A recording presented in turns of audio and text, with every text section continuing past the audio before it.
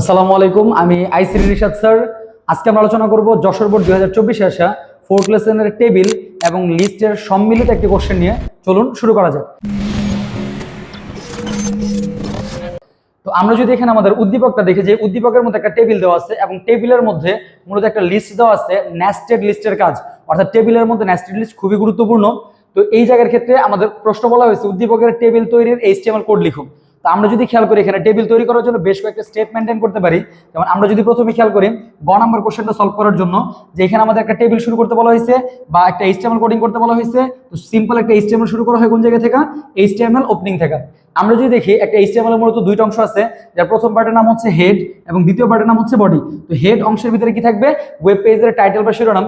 যেহেতু এই ওয়েব পেজের ক্ষেত্রে কোনো ধরনের টাইটেল বা শিরোনাম দেওয়া হয় নাই, সেই ক্ষেত্রে এখানে আমরা টাইটেল লিখলে চাইলেও লিখতে পারি, না চাইলে নাও লিখতে পারি। আমার যদি ইচ্ছা হয় সেই ক্ষেত্রে আমি এখানে টাইটেল হিসেবে টেবিল ব্যবহার করতে পারি, সেই ক্ষেত্রে আমার কোনো ধরনের ভুল হবে না, আউটপুটটা স্ট্যান্ডার্ড হবে, যেটা বেটার। আর তোমরা যদি না চাও তাহলে সেই ক্ষেত্রে টাইটেলটা না লিখলেও হবে। এবার যদি খেয়াল করি আমাদের যে প্রথম যে পার্টটা আছে হেড, হেড অংশের ভিতরে আর কোনো কাজ নেই, হেডটাকে ক্লোজ করে দিলাম। আর কোনো কাজ নেই বললে ভুল হবে, কারণ আমাদের ল্যাঙ্গুয়েজগত অনেক কাজ এখানে আমরা ব্যবহার করতে পারি, ইভেন তো আমরা লিঙ্কের অনেক কাজ এখানে ব্যবহার করতে পারি। এবার যদি দেখি আমাদের দ্বিতীয় যে পার্টটা সেটা হচ্ছে কি বডির অংশ। তো বডির অংশের ভিতরে আমরা সম্পূর্ণ টেবিলের কাজটা করতে পারি। এখানে যদি একটা টেবিল দেওয়া আছে, টেবিলের জন্য আমরা একটা ট্যাগ ইউজ করতে পারি যার নাম হচ্ছে টেবিল, যার সাথে আমরা তার একটা অ্যাট্রিবিউট ইউজ করতে পারি। যেহেতু টেবিলের একটা সীমানা দেওয়া আছে, তাই আমরা অ্যাট্রিবিউট হিসেবে কি ইউজ করলাম এখানে? বর্ডার। এবং বর্ডারের ভ্যালু কত ইউজ করলাম? 1। ইভেন দো এখানে যে সেলগুলো দেওয়া আছে, যেমন এই হচ্ছে আমাদের প্রথম সেল এবং দ্বিতীয় সেল, এই দুইটা সেলের মধ্যবর্তী স্থানে কোনো ধরনের ফাঁকা নাই। যেহেতু ফাঁকা নাই, তো সেই ক্ষেত্রে আমরা ইউজ করতে পারি কি? Sell spacing. অনেকে এটা ইউজ করেন, ইগনোর করে, বাট তোমরা যদি সেল স্পেসিং না ইউজ করো তো সেই ক্ষেত্রে টেবিলের সেলগুলোর মধ্যবর্তী স্থানে ফাঁকা থেকে যাবে। এবার আমরা এই সেল স্পেসিং এর ভ্যালু কত ইউজ করলাম? 0। অর্থাৎ আমি এখানে নির্দেশ করছি যে এই টেবিলের মধ্যে সেলের মধ্যবর্তী স্থলে কোনো ফাঁকা থাকবে না। এবার যদি আমরা দেখি এই টেবিলটার জন্য এখানে মূলত একটা রো দেওয়া আছে, টেবিলের একটাই রো, এই সিঙ্গেল একটা রো নিয়ে অনেকে চিন্তা করে টেবিলের কলাম দিয়ে কাজ করবে, এখানে দুইটা কলাম ডেকের প্রয়োজন নেই, আমরা ডিরেক্ট রো দিয়েই করতে পারি। একটাই রো দেওয়া আছে, তো রো এর জন্য আমরা ইউজ করলাম টিআর ট্যাগ। এটা যেহেতু রো, এই রোটার আবার একটু যদি খেয়াল করি আমরা নর্মাল রো গুলোর চেয়ে হাইট বাড়ছে। নর্মাল রো মানে কি? আমরা যদি একটা টেবিল উল্লেখ করি, এইগুলোকে বলা হয় নর্মাল রো। এই নর্মাল রো এর যে হাইটটা আছে, এইটার হাইটটা তার চেয়ে বেশি আছে। যেহেতু এখানে হাইটের ইস্যু আসছে, তাই আমরা কি করতে পারি? এই রোটার হাইট ইনক্রিজ করতে পারি। তো এখানে আমরা কি ইউজ করলাম? রো এর হাইট ইউজ করলাম, এবং এই রোটার হাইটটা আমার কাছে 1 2 3 4 5, আমি এখানে 50 বা 60 ধরতে পারি। এটা আমাদের ব্যক্তিগত চয়েস। অর্থাৎ এখানে যদি কেউ 50 বলে তাও রাইট, 40 বলে তাও রাইট, বাট বেটার এখানে কাউন্ট করে। যেহেতু আমার কাছে এখানে 1 2 3 4 5টা লাইন আছে, তো সেই ক্ষেত্রে আমি 60 ব্যবহার করলাম, স্ট্যান্ডার্ড। এবার যদি দেখি আমরা এই রো এর ভিতরে দুইটা তথ্য দেওয়া আছে, এই হচ্ছে আমাদের প্রথম ডেটা, এটা হচ্ছে আমাদের প্রথম ডেটা। তাহলে এই ডেটার জন্য আমরা কোনটা ইউজ করতে পারি? টিডি। এখন অনেকের মনে আসবে স্যার টেবিলের প্রথম রোতে হাইট থাকে, এই টেবিলটার ভিতরে সবই সিমিলার কাইন্ডের ডেটা আছে, দ্যাটস ওয়াই এইখানে আমাদের সবই ডেটা, কোনো কি বলা হয়, কোনো হেডিং ব্যবহার করা হয়নি। তাহলে এই রো এর ভিতরে আমরা হেডিং এর জন্য যদি ডেটার জন্য যদি খেয়াল করি, এই হচ্ছে আমাদের প্রথম ডেটার জন্য আমরা কোনটা ইউজ করলাম? টিডি ট্যাগ। এবার এই টিডি এর মধ্যে আমাদের কোনো রো স্প্যান বা কল স্প্যান কোনো কিছু ঘটে নাই। যাবতীয় তথ্যগুলো মিডল, অ্যাকচুয়ালি মিডলও রাখা হয় নাই, সব লেফট সাইডেই। যদি আমি উঠেছি লেফট সাইড করে, আমি জানি না টেবিলে কি দেওয়া ছিল, লেফট বা মিডল। যাও, যদি সেন্টার দেওয়া থাকে তাহলে তুমি এখানে অ্যালাইন সেন্টার ইউজ করো, যদি লেফট দেওয়া থাকে কিছু ইউজ করো না। কিভাবে? যদি সেন্টার ইউজ করো তাহলে অ্যালাইন সমান সমান সেন্টার, বামে আসছে আমরা অ্যালাইন লেফট ইউজ করলাম, যেটাতে আমার কোনো ধরনের প্রয়োজনই ছিল না, কারণ আমি লেফট না ইউজ করলে বাম পাশে থাকবে। বাট যদি সেন্টারে থাকতো তাহলে বাধ্যতামূলক আমাকে এইভাবে অ্যালাইন সেন্টার লিখতে হতো, খেয়াল রেখো। এবার যদি আমরা দেখি এই টিডিআর মধ্যে একটা তথ্য দেওয়া আছে, সেটা আবার একটা লিস্ট। এখন এটা কোন ধরনের লিস্ট? আমরা যদি খেয়াল করি এ এবং বি, এরা দুইজনই কি ছিল? মূলত আমাদের অর্ডার লিস্টের কনসেপ্ট ছিল। তো এই লিস্টের জন্য আমরা কোনটা ইউজ করতে পারি? এখানে ওয়েল। তার ভিতরে আমরা ইউজ করলাম এটা যেহেতু আনঅর্ডার লিস্ট, তো এটা ওয়েল ছিল না, এটা ছিল ইউএল, এবং তার টাইপটা ইউজ করতে পারি আমরা সার্কেল, কারণ এই টাইপের নাম কি ছিল? Circle type. এবার যদি দেখি আমাদের প্রথম যে লিস্ট আছে এটার নাম কি ছিল? আমাদের এলআই। তাহলে দিলাম আমরা লিস্ট। এই এলআইতে কে আছে? আমাদের এ। যেহেতু এই এলআইটা ইনকমপ্লিট, সেই ক্ষেত্রে আমরা এই এলআইটাকে ক্লোজ করলেও চলবো, না করলেও চলবো। অনেকে এটা এলআই ক্লোজ করে চলে, ইটস ওকে। অনেকে আবার না ক্লোজ করে চলে, এটা বেটার। যেমন আমি কখনো ক্লোজ করি না, এটা স্ট্যান্ডার্ড। যাই হোক, তাহলে সেই ক্ষেত্রে এই এলআই এর কাজটা শেষ হয় নাই, সেই ক্ষেত্রে আমরা পরবর্তীর জন্য আবার এই একটা অর্ডার লিস্ট আছে এটার ভিতরে, আমরা এই যে ইউএল শুরু করলাম, আনঅর্ডার লিস্ট দিলাম আমরা ইউএল। টাইপ ইউজ করতে পারি ডিস্ক। আমি যদি এখানে ডিস্ক নাও বলি তাহলে সেই ক্ষেত্রে এটা ডিস্ক হিসেবে নেবে, কারণ আমরা জানি এইখানে যে ডিস্কটা দেওয়া আছে এটা হচ্ছে বাই ডিফল্ট। অর্থাৎ আমাদের আনঅর্ডার লিস্টের ক্ষেত্রে আমরা যদি ইউএল টাইপ কখনো ডিস্ক নাও বলি, অটোমেটিক্যালি আনঅর্ডার লিস্ট দ্বারা ডিস্ক বোঝায় এবং অর্ডার লিস্ট দ্বারা 1 2 3 বোঝায়, বাই ডিফল্ট কাজ। তাহলে সেই ক্ষেত্রে আমি এখানে ডিস্ক বললেও চলবো, না বললেও চলবো। যদি বলো এইভাবে, না বললে ডিরেক্ট তুমি এইভাবে ইউএল লিখলেও ডিস্ক চলে আসবে, বুঝে বুঝে কাজ। এবার যদি খেয়াল করে আমাদের প্রথম যেটা আছে সেটা হচ্ছে এক্স, আমরা ইউজ করলাম এক্স, এলআই ওপেন করছি, এলআই ক্লোজ। এর পরবর্তী লিস্টে আছে ওয়াই, তাহলে আমরা এখানে ইউজ করলাম ওয়াই, এলআই ওপেন করছি, এলআই ক্লোজ। এবার যদি আমরা খেয়াল করি এই যে আনঅর্ডার লিস্ট, অর্থাৎ এই আনঅর্ডার লিস্টটা আমাদের কি হয়েছে কমপ্লিট। তাহলে সেই ক্ষেত্রে আমরা ফার্স্ট অফ অল এই এলআইটাকে আমরা কি করতে পারি, সরি এই ইউএলটাকে আমরা কি করতে পারি, ক্লোজড।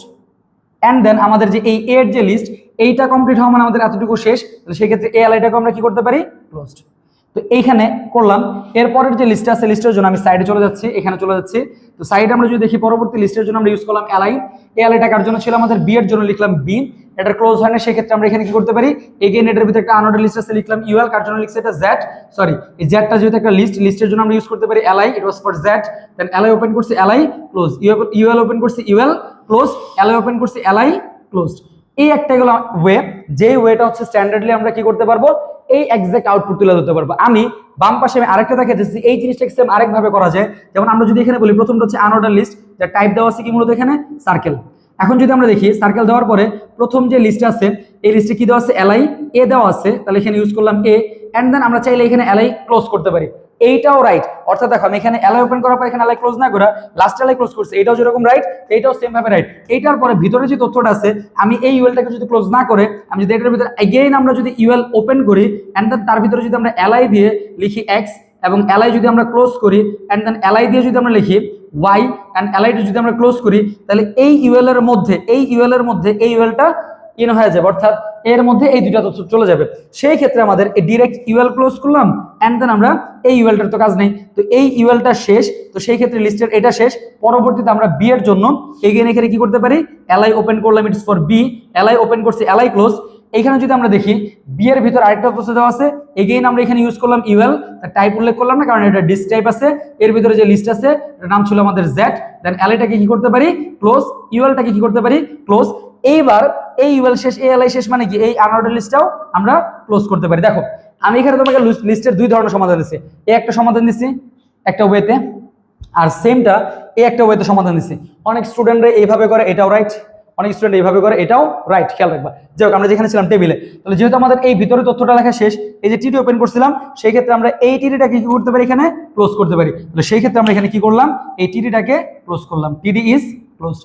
এই ডেটাটা শেষ, এই ডেটা শেষ হওয়া মানে কি আমাদের কি এই পুরা রোটা শেষ না, এই রোয়ের হাফ শেষ হয়েছে, বাকি হাফ আরো আছে। তাহলে সেই ক্ষেত্রে এইখানে যে আমরা শুরু করছিলাম টিআর, এইটার কি করা যাবে না, ক্লোজ করা যাবে না। তাহলে সেই ক্ষেত্রে টিডি ক্লোজ এন্ড নেক্সট টিডি কি আছে এটা, তো টিডির জন্য আমরা ইউজ করলাম টিডি ডেক। এর ভিতরে যে তথ্যটা দেওয়া আছে সেটা মাঝখানে আছে, তো মাঝখানে থাকার জন্য আমরা কি ইউজ করতে পারি, অ্যালাইন সমান সেন্টার। এটা মিডলে ছিলাম, ঠিকভাবে দেখে লিখছি। এবার যদি দেখি লগ 10x, তো আমি চাইলে এখানেও লিখতে পারি, আবার চাইলে নিচে থেকে শুরু করতে পারি, যেমন লগ, ইট ওয়াজ লগ 10টা নিচে চলে গেছে, তো 10 কে নিচে নেওয়ার জন্য আমরা কোনটা ইউজ করতে পারি, সাব ট্যাগ ইউজ করলাম, sub, it was for 10 use করলাম আমরা 10। দেন সাব ওপেন করছি, সাবটাকে আমরা কি করতে পারি, ক্লোজড। এরপরে কি আছে এক্স স্কোয়ার, আমরা লিখলাম এক্স, স্কোয়ারটা উপরে চলে গেছে, উপরে নেওয়ার জন্য আমরা কি ইউজ করতে পারি, সাব ট্যাগ এসইউপি, সাব, এটা কার জন্য ছিল 2 এন্ড সাব ওপেন করছি আমরা, সাবটাকে কি করে দিব, ক্লোজ। সেই ক্ষেত্রে যদি দেখি এই ঘরের তথ্যটা কমপ্লিট, তাহলে টিডি ওপেন করছিলাম, এখন আমরা কি করতে পারি, এখানে এই টিডিটাকে ক্লোজ করতে পারি। এখন যদি টিডিটা ক্লোজ করি তার মানে এই ডেটাও শেষ, এই ডেটাও শেষ। তাহলে সেই ক্ষেত্রে আমাদের সম্পূর্ণ রোয়ের যে কাজটা ছিল এই রোটাও কি হয়ে গেছে, কমপ্লিট। তার মানে এখানে যে টিআর ওপেন করছিলাম এই টিআরটাকে আমরা কি করে দিতে পারি, এখানে ক্লোজ। এই যে টিআর শেষ, টিআর শেষ হওয়া মানে কি আমাদের এখানে যে টেবিলের কাজটা ছিল এই টেবিলটা কমপ্লিট। সো এখানে আমরা টেবিল কমপ্লিট লিখলাম এন্ড দেন আমাদের বডির কাজ শেষ, বডি ক্লোজ। এন্ড দেন আমরা HTML কি করতে পারি, এখানে ক্লোজ করতে পারি। তাহলে এই হচ্ছে মূলত আমাদের দ্বিতীয় পার্টিশনের যে কাজটা। অর্থাৎ আমরা যদি দেখি নরমাল এই হচ্ছে আমাদের উদ্দীপকের গ নাম্বারের টেবিল এন্ড টেবিলটা তৈরির HTML কোড, যেখানে আমরা এই নরমাল ওয়েতে HTML টেবিল কোডিংটা করতে পারি। কেউ চাইলে ভিতরের লিস্টের কাজটা এইভাবেও করতে পারো, এটা তোমাদের ব্যক্তিগত ব্যাপার। এটা নেস্টেড লিস্টের কাজ, নেস্টেড লিস্ট খুবই গুরুত্বপূর্ণ। এর ভিতরে মূলত আমাদের তোমরা যে কোনো স্টাইল ইউজ করে এই কোডিংটা করতে পারো। বাট তোমাদের লিস্টের ক্ষেত্রে, টেবিলের ক্ষেত্রে এই বছর 25 শিক্ষার্থীদের জন্য যেটা মাথায় রাখা জরুরি সেটা হচ্ছে কিভাবে কোডিং এর মধ্যে বাংলা লিখতে হয়, এই যাবতীয় বিষয়গুলো জানার চেষ্টা করো।